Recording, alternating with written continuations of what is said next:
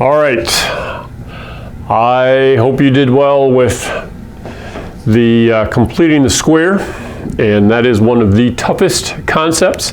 I think one of the funnest is the quadratic formula, because we can take any equation with an x squared term. That's what a quadratic equation is, something that has a squared term. And we can get it into a certain form, or we can just take three numbers, plug it into a formula, solve, and we'll get the right answer in short order, okay? So it's a really good idea to memorize the quadratic formula.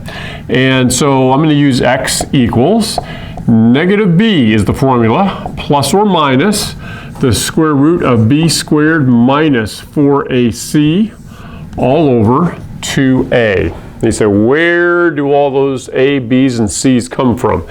If we have an equation and we've rearranged it so that it's in the form ax squared plus bx plus c equals 0, then we have the a, the b, and the c that we can plug in. Okay, so we have to kind of, I always have my students memorize it. We just take a few minutes in class and we say it out loud several times. Negative b plus or minus the square root of b squared minus 4ac all over 2a. And I'll only maybe erase the a here and erase the b here. We try saying it again. Negative b plus or minus the square root of b squared minus 4ac all over 2a. And let's try taking out, can we take out the entire 4ac? Okay, are you with me? All right, see if you can say it now. Negative b plus or minus the square root of b squared minus, remember what we took out? 4ac all over 2 times a. And wait, we're almost done. Look at that. Take out the b squared.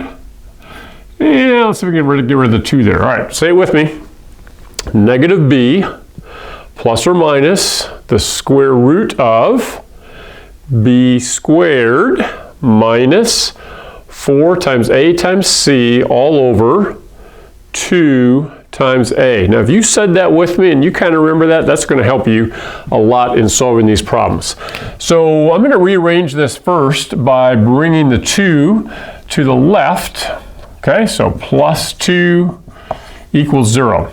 So a is the 9, b in this case is also a 9, c is a positive 2. Now if one of these was minus, like if that was minus 2, then I would have to plug in negative 2 for the c. All right, so I'm going to take the equation negative b, so that's this one, negative 9.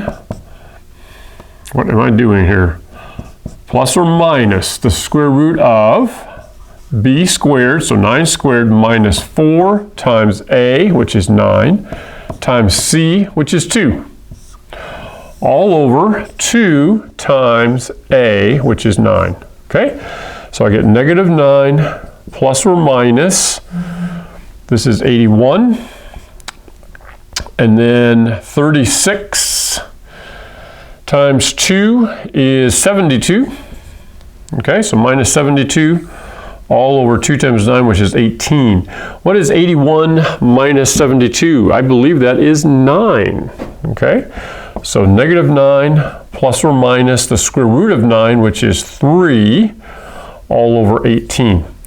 Now we can solve that and get negative 9 plus 3 would be negative 6 over 18, which would be negative 1/3. All right, and then negative 9 minus 3 would be negative 12 over 18, which would be negative 2/3. So I have found the two values for x, 1/3 and negative 2/3. See how easy that is? Just by plugging in these coefficients, or these numbers here, for a, b, and c.